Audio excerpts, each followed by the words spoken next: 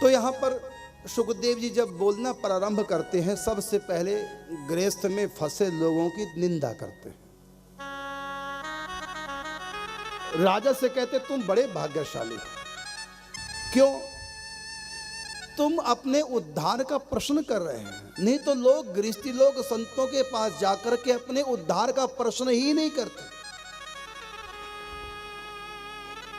प्रश्न उनका होता है संसार को लेकर के।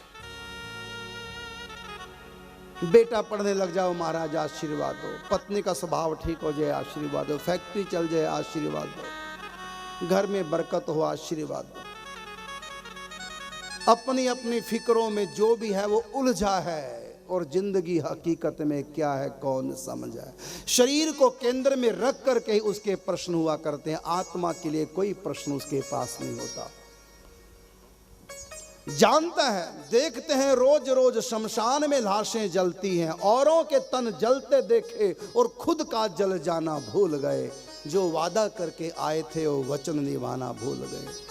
माया की अंधेरी रातों में कुछ भटक गए हम इसी तरह, दुनिया का तमाशा क्या देखा घर लौट के जाना भूल गए। जीने की तैयारी सब कर रहे हैं, जाने की तैयारी कोई नहीं करता, जबकि सबको पता है जाना है। मरने वाले बुड्ढे से पूछो कोई तमन्ना? हाँ तमन्ना क्या, मेरी बेटी को बुला लो, मेरे जवाई को बुला लो, मेरे फलाने को बुला लो। लेकिन परीक्षित सबको छोड़ कर आ गए।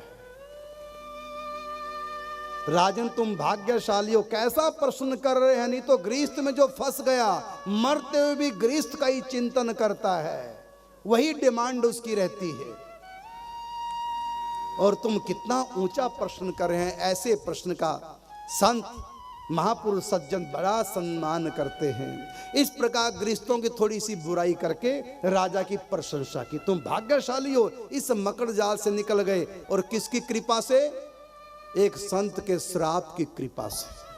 संत श्राप ना देता, इस गृहस्थ में सड़ सड़ के मर जाते। अब संतों के बीच में आ गए, और इन संतों ने भी सबने प्रतिज्ञा कर ली कि जब तक तुम सिर नहीं छोड़ोगे तब तक हम तुम्हारे पास ही रहेंगे। और संतों के पास यमदूत नहीं आ सकते।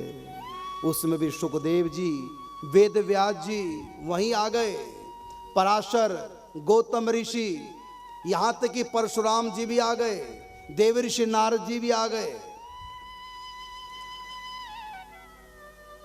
विश्वामित्र जी आ गए, शरद्वान ऋषि आ गए,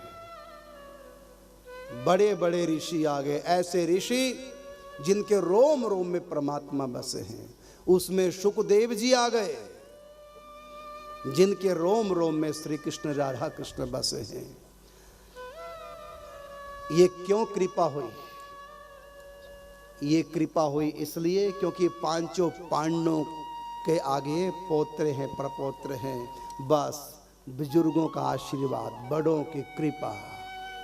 कई जन्म, कई पीढ़ी जब लगातार पुण्य करते आए तो आगे संतानों के भी भाग्य जग जाते हैं। जैसे बाप कमाता है, करोड़पति बाप बन गया, बेटा भी करोड़पति बन जाएगा अपने आप ही।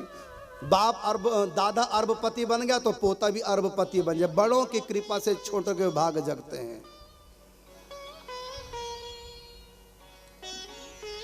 तो पांचों पांडव भगवान श्री कृष्ण के भक्त थे।